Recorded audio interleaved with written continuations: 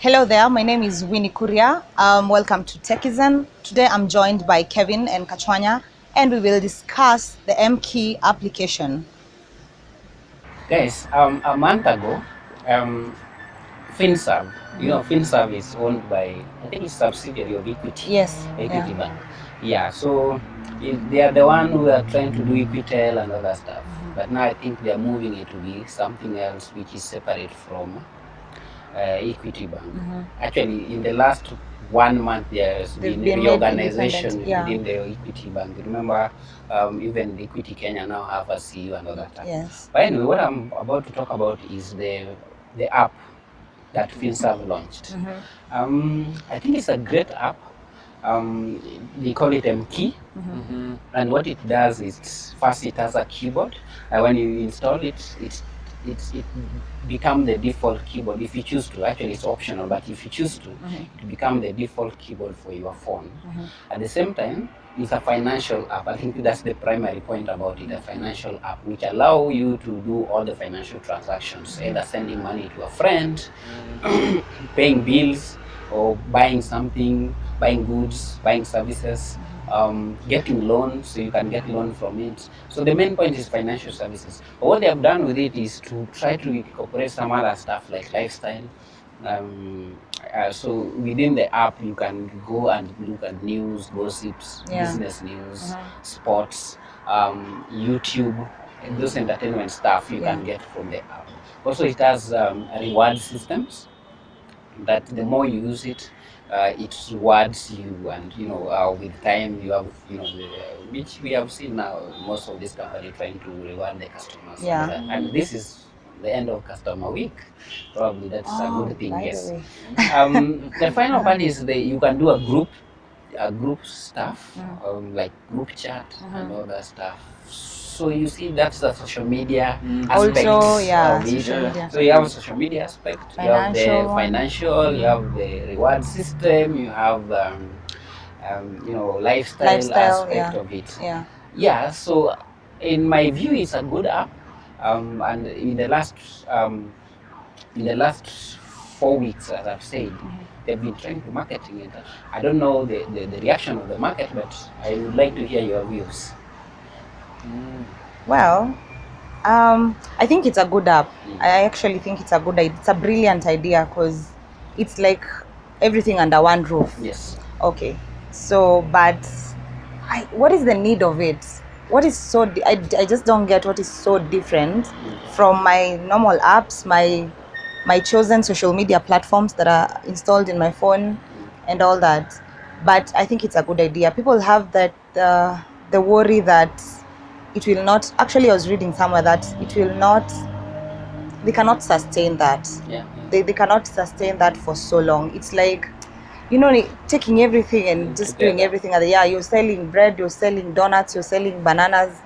Yeah, so for many people, that's the worry. And also what you brought up about information being collected. Okay. Yeah, so, yeah, me. Yeah, I think they would, if they, well, it depends also on the target market. Yes. I would say. If they're targeting the youth, then, well, you might win them kidogo with the lifestyle bit, yeah, but you might also lose them on other things. Let's say the emojis are boring. Yes. You might lose them on that point if you're targeting the youth. To make it hip and make it user friendly and all that, they can integrate technologies like the QR code. Yeah, I saw in there's some Asian countries where WeChat the app. Yeah, WeChat in Africa, we only use it for chatting. Yeah, the other places in Europe like Japan, China, Taiwan, they also have like a payment model integrated into the WeChat app. Yeah, same thing these guys are trying to do. Yeah, but what they've done what made it get the user acceptance real quick, yeah, and in a very short time they got a huge client base, is because when doing payments, you don't go through the hassle of putting your PIN number and stuff like that. I just on my account, I can generate a QR code based on the amount of money I want to pay. For instance, I'm paying Mama Mboga. Yes. I can feed 50 bob. It will generate a QR code for 50 shillings. Then using your WeChat app, you the seller, you open your camera on the WeChat app and scan my QR code, and that's it. So that's Yeah. connecting to what you're saying, whether doing too much. Yeah. If WeChat app is successful, Yeah. why would You know, this be a they've problem? They've not cluttered it with so much. They, Yeah, they don't yeah. have emojis. It's the usual app. Or they don't The have usual- lifestyle. They don't have lifestyle. They don't have so many things. Mm. But they've integrated the payment. But Yeah. WeChat essentially is the way I understand it is a social media. It's Then social to bring media. it Yes. the payment Yeah. transactions. To bring it closer to home, you can say it's WhatsApp and M-Pesa integrated. Exactly. Yeah. So WhatsApp and M-Pesa are integrated. That's what I'm saying. When you look at mKey, for example, the main point actually is financial. Yeah. Financial, okay. Which if they do it properly, which I think, because when I look at it, I don't see any app which has that comprehensive financial aspect, the way mKey has done. Now, the other thing would be, to me, my thinking is they're trying to attract, the like of, I didn't talk about yet emoji, Oh, yes. the emojis. And what they're trying to do with this is to look at things which are very relevant. You see something trending in Kenya, Yeah. they try to add that. Yeah. Something which is very relevant to the Kenyan setting. Yes. And not the things you're looking Yeah. at, and you see people who are not even look at the way you know. Yeah. But Wazungu emojis. A baby that has, and our kids don't come with that. So what they're trying to do is you get something which is very relevant.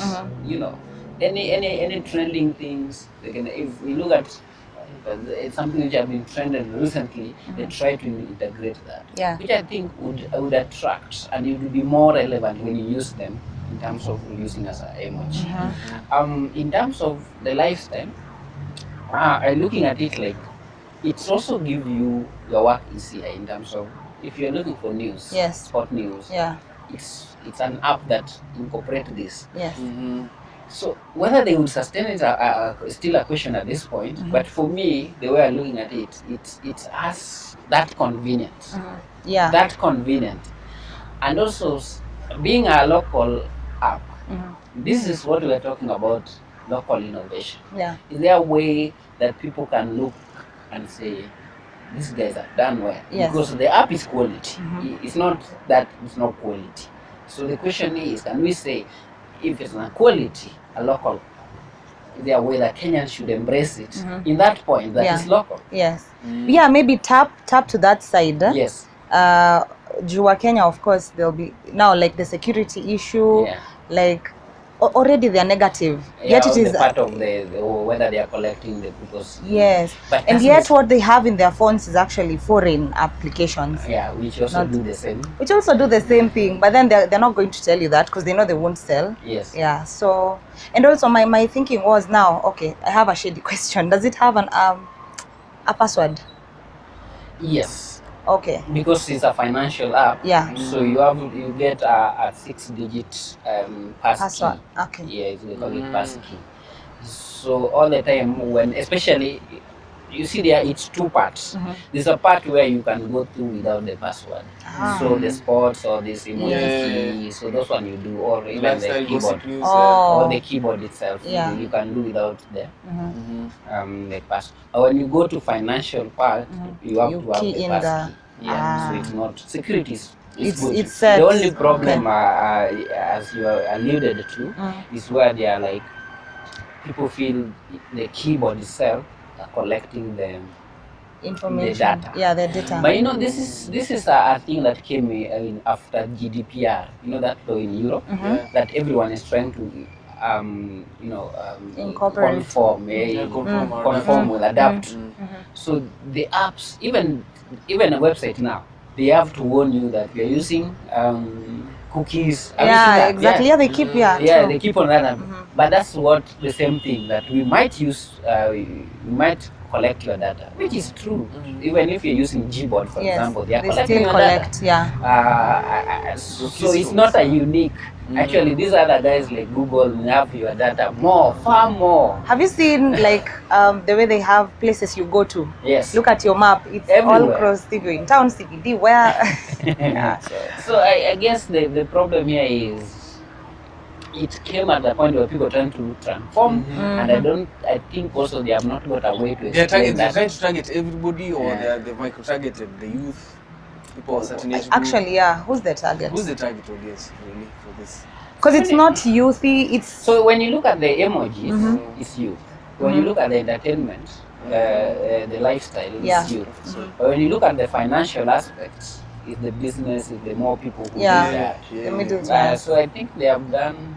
Everyone. You do get to choose what appears on your home screen, as you said. Can you choose to add the keyboard? Can I choose to hide certain things? And Yes, you can choose to use the keyboard or not. Okay. So it's an optional stuff. So Okay. even people complaining, it should not be an issue, because if you don't want to use it, you still can use the app, Yeah. but don't use the keyboard. Yeah. Yeah.